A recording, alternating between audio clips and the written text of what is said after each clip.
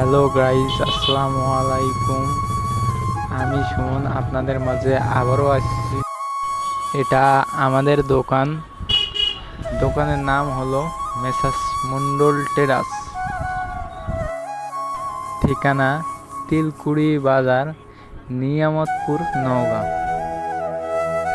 এখানে সকল প্রকারের মুদিখানার মালামাল খুচরা এবং পাইকারি বিক্রয় করা হয়।